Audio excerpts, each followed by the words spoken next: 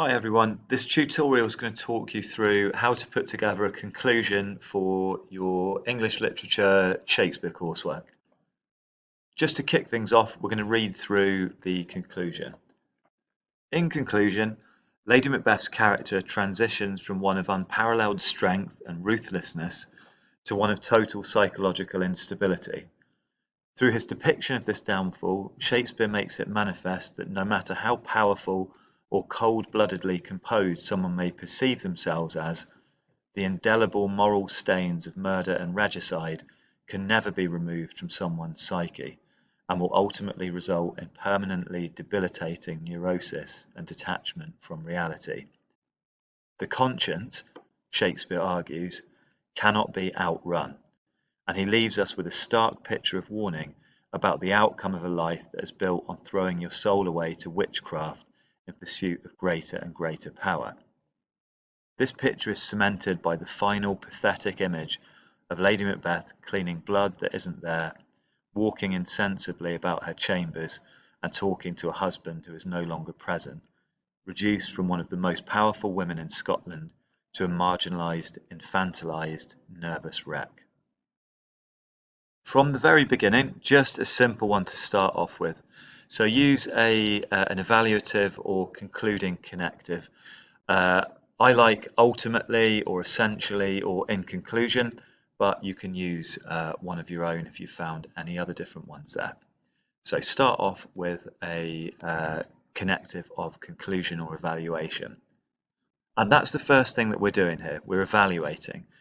So based on everything that I've looked at, what is the key takeaway of my essay? So if I took all of the analysis from each of my paragraphs, what is the big overarching idea that I have been left with? And that's what you can have a look at in your first sentence of your conclusion. Again, it doesn't need to be long, as you can see here. It's just one sentence long here.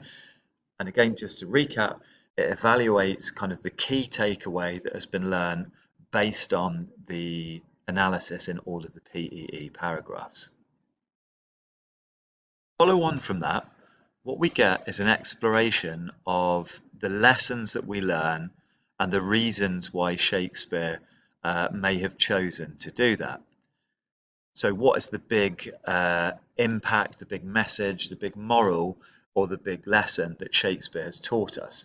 So have a think about the setup there. In sentence one, you say this is the main takeaway in terms of what we've realized, the big idea based on all of your analysis. And then in the second sentence, what you're having a look at is the kind of the so what. Well, what does that reveal to us? What element of Shakespeare's purpose, what key moral or lesson are we taught through the big idea that has been communicated to us? And we do want to be thinking big here. We don't just want to talk about, or Lady Macbeth was happy and then she's sad.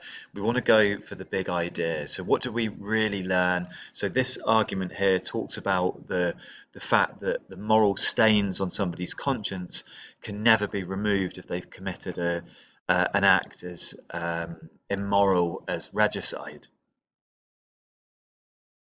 The final part of the conclusion kind of answers a question. It's an unasked question, but it kind of answers the question.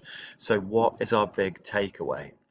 And what the person does here is they talk about this by focusing on what our final image of Lady Macbeth is, and what kind of a warning or issue that raises with us. So, just have a look. This final, he leaves us with a stark picture of what. So, what picture, what big idea, which crucial concept does Shakespeare leave us with through the way you have argued that Lady Macbeth has been portrayed in the body of your essay? And if we have a look at the final sentence, this picture is cemented by the final pathetic image of Lady Macbeth cleaning blood that isn't there, walking instantly about her chambers and talking to her husband is no longer present, reduced from one of the most powerful women in Scotland to a marginalised, infantilised, nervous wreck. So that serves as to do two things. Again, it's that final picture we have of Lady Macbeth, but it's also a final ambitious evaluation of the question that was asked in the very beginning, which was all about how Lady Macbeth's character and personality changes over the course of Macbeth. So it's a great idea to have a look at your question again and have ask yourself the question, having looked at everything that I've looked at in my analysis and PEE paragraphs, what is my evaluation of that question again?